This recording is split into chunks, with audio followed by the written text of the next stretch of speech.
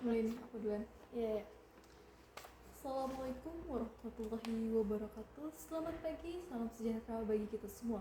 Om Swastiastu, Namo Buddhaya, salam kebajikan, rahayu. Yang terhormat Dewan Juri Lomba Debat Sejarah Nasional, rekan-rekan dari tim pro yang saya banggakan, serta seluruh audiens yang saya banggakan.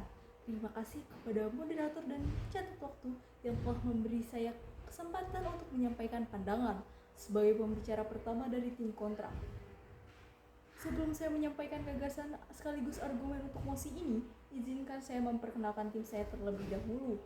Saya Naura Safa Ramadhani selaku pembicara 1, dan di sebelah kiri saya Ranti Triko Indonesia selaku pembicara kedua, dan di sebelah kanan saya Jelita Niarti Pasaribu selaku pembicara ketiga. Dewan juri yang terhormat, saya sebagai pembicara 1 dari tim kontra menyatakan bahwa kami tidak setuju dengan mosi yang menyatakan strategi kooperatif lebih efektif daripada perlawanan bersenjata dalam memperjuangkan kemerdekaan Indonesia. Kami meyakini bahwa strategi kooperatif justru tidak efektif dan seringkali dimanfaatkan oleh penjajah untuk mempertahankan kekuasaannya. Dan oleh sebab itu, kami memberi limitasi yang mendukung posisi kami sebagai tim kontra, di antara lain, strategi kooperatif tidak memberikan hasil nyata. Organisasi yang memilih jalur kooperatif seperti Budi Utomo, Serikat Islam, hingga Volkswagen terbukti tidak berhasil membuat perubahan konkret dalam sistem kolonial. Volkswagen hanyalah dewan penasehat tanpa kekuasaan legislatif yang nyata. Usulan dan suara tokoh-tokoh Indonesia seringkali diabaikan oleh pemerintah Belanda. Hal ini menunjukkan bahwa perjuangan kooperatif hanya memberi ruang semu bagi rakyat Indonesia. Poin selanjutnya yaitu perjuangan diplomatik rentan dikendalikan oleh penjajah. Strategi kooperatif sangat bergantung pada kemurahan hati pemerintah kolonial. Para tokoh nasionalis seperti Soekarno dan Hatta pun akhirnya kecewa dan memilih jalur non-kooperatif karena menyadari bahwa diplomasi dibatasi dan dimanipulasi oleh Belanda. Mereka bahkan ditangkap dan diasingkan karena terlalu vokal. Ini menjadi bukti bahwa perjuangan diplomatik tidak bebas dan tidak mampu berdiri sendiri dalam menuntut kemerdekaan. Poin selanjutnya yaitu perlawanan bersenjata menjadi pendorong kemerdekaan yang nyata. Setelah kekalahan Jepang pada tahun 1945, kekosongan dimanfaatkan oleh para pemuda Belanda dan pejuang bersenjata untuk mendesak proklamasi kemerdekaan. Bahkan setelah proklamasi, perjuangan diplomatik tidak cukup. Belanda baru mengakui kemerdekaan Indonesia setelah revolusi fisik dan perlawanan bersenjata antara tahun 1945 sampai 1949 yang menimbulkan tekanan internasional. Ini menunjukkan bahwa perlawanan bersenjata menjadi faktor yang nyata dalam mendorong kemerdekaan. Dewan juri yang terhormat, berdasarkan 3 argumen yang telah kami sampaikan, kami menilai bahwa strategi kooperatif selama masa pergerakan nasional terbukti tidak cukup efektif untuk membawa Indonesia menuju kemerdekaan. Jalur diplomatik seringkali berakhir tanpa hasil konkret, bahkan justru memperpanjang dominasi penjajah. Oleh karena itu, kami dari tim kontra dengan tegas menolak mosi ini. Kami percaya bahwa kemerdekaan Indonesia tidak diraih hanya dengan perundingan, melainkan dipertahankan dan pengorbanan serta perjuangan bersenjata. Semangat keberanian dan ketegasan rakyat Indonesia lah yang menjadi fondasi utama berdirinya bangsa ini. Saya akhiri dengan mengucapkan terima kasih atas perhatiannya dan kesempatannya. Wassalamualaikum warahmatullahi wabarakatuh.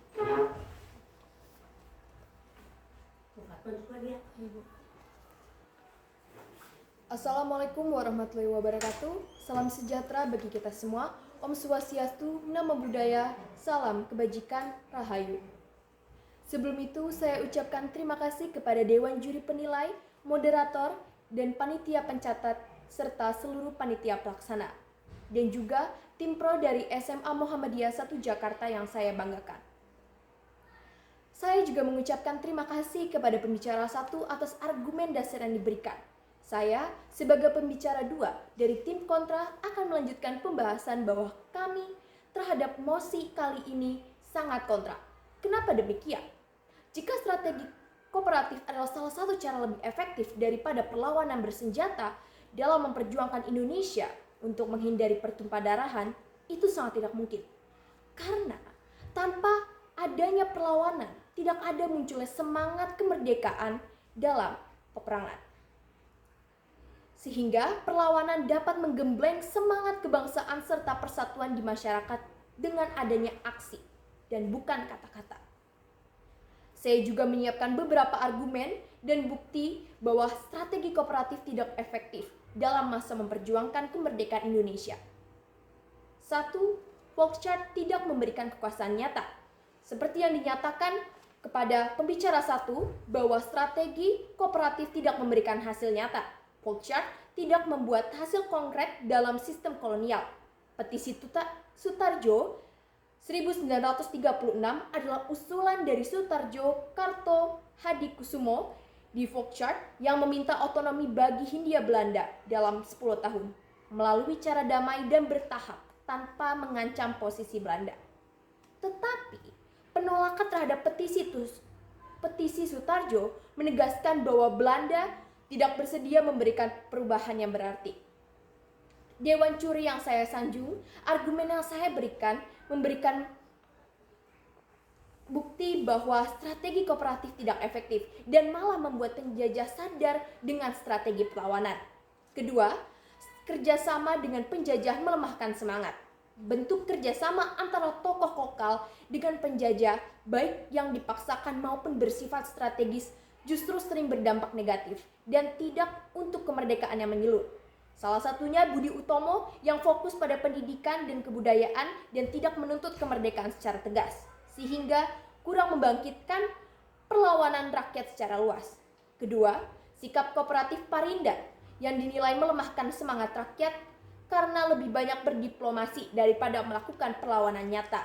Dan dari situ, Belanda memanfaatkannya. Politik divide et impere Belanda secara sengaja menciptakan perpecahan antara masyarakat dan membuat kesan bahwa sesama manusia yang dijajah justru mendukung penjajah. Dewan Juri yang saya hormati, ini adalah tindakan memberikan legitimasi pada kekuasaan asing sehingga tidak efektif dalam mencapai kemerdekaan penuh. Niat untuk melawan tetapi dimonopoli oleh yang melawan.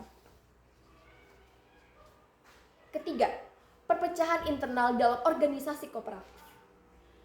Seperti Parinda mengalami perpecahan internal karena perbedaan pandangan antara anggota yang mendukung strategi kooperatif dan yang menginginkan pendekatan yang lebih tegas terhadap penjajah. Bahkan ini pun menjadi salah satu bukti pandangan seseorang yang mengandalkan kata-kata dalam tindakan hanya sia-sia dan tidak menguntungkan. Itu 3 argumen penguat yang saya berikan. Ada juga hasil keberhasilan perlawanan bersenjata, seperti pemberontakan Peta di Blitar, membangkitkan kesadaran nasional dan menunjukkan bahwa rakyat Indonesia tidak tunduk begitu saja kepada penjajah. Sikap tegas dalam menantang penjajah ini memperkuat posisi Indonesia dalam memperjuangkan menuju kemerdekaan. Berdasarkan bukti sejarah, strategi kooperatif terbukti memiliki banyak kelemahan dalam memperjuangkan kemerdekaan Indonesia. Sebaliknya, perlawanan bersenjata justru mampu membangkitkan kesadaran nasional, menunjukkan ketegasan sikap dalam penjajah, dan memperkuat semangat kemerdekaan di kalangan rakyat. Oleh karena itu, dalam konteks perjuangan kemerdekaan Indonesia, strategi perlawanan senjata lebih mampu membangkitkan momentum perlawanan yang solid dibandingkan pendekatan kooperatif yang terbatas dan seringkali justru dimanfaatkan oleh pihak kolonial. Terima kasih. Assalamualaikum warahmatullahi wabarakatuh. Salam sejahtera, Om Swastiastu, Namo Buddhaya, Salam Kebajikan, Rahayu. Yang terhormat Dewan Juri, Moderator, rekan tim pro, serta seluruh audiens yang kami banggakan. Saya Jelita Niarti Pasaribu sebagai pembicara ketiga dari tim kontra akan menutup debat ini dengan satu pertanyaan penting. Apakah penjajah bisa dikalahkan hanya dengan kata-kata jika mereka datang dengan senjata? Rekan-rekan dari tim pro tadi menyebutkan strategi kooperatif sebagai cara damai yang lebih efektif. Tapi mari kita lihat sejarah dengan jujur. Kooperatif memang tampak tenang, tapi tak pernah benar-benar kuat. Volkswagen hanyalah boneka. Organisasi seperti Budi Utomo bergerak tapi dibatasi. Diplomasi seringkali hanya menjadi hiburan politik bagi penjajah, tanpa hasil yang nyata bagi rakyat. Justru karena strategi kooperatif tak mampu menembus dinding kekuasaan kolonial. Para tokoh bangsa termasuk Soekarno dan Hatta meninggalkan jalur itu dan memilih perlawanan. Mereka sadar kemerdekaan bukan sesuatu yang akan diberikan, tapi harus dipaksa keluar dari tangan penjajah. Dewan juri yang terhormat, perlawanan bersenjata bukan tindakan brutal. Ia adalah bahasa terakhir dari rakyat yang ditindas. Perjuangan fisik seperti pertempuran Surabaya, agresi militer, dan perang gerilya oleh TNI adalah momen ketika Indonesia berdiri tegak dan berkata, "Kami tidak takut mati demi merdeka." Satu kutipan dari Bung Tomo yang pernah berkata, "Selama banteng-banteng Indonesia masih mempunyai darah merah yang dapat membasahi secarik kain putih, putih merah dan putih, maka selama itu kita tidak akan menyerah kepada siapapun juga." Itulah semangat sejati bangsa ini. Bukan semangat meminta, tapi semangat merebut. Bukan semangat kompromi, tapi semangat mandiri. Dan jika ada yang bertanya, mana yang lebih efektif, maka jawaban sejarah sudah jelas. Belanda baru mengakui kemerdekaan Indonesia bukan karena Volkswagen, tapi karena tekanan perlawanan bersenjata yang mengguncang dunia. Dewan juri yang saya hormati, kami dari tim kontra tidak menolak damai, tapi kami menolak tunduk. Karena bagi bangsa yang ditindas ratusan tahun, kemerdekaan tidak datang dari diplomasi, tapi dari keberanian melawan. Maka dengan seluruh keyakinan dan fakta sejarah yang telah kami sampaikan, kami menolak mosi ini. Karena perlawanan bersenjata bukan hanya efektif, tapi krusial. Tanpa itu, kita tidak akan bisa berdiri di sini sebagai bangsa yang merdeka. Terima kasih. Wassalamualaikum warahmatullahi wabarakatuh. Oke, bagus.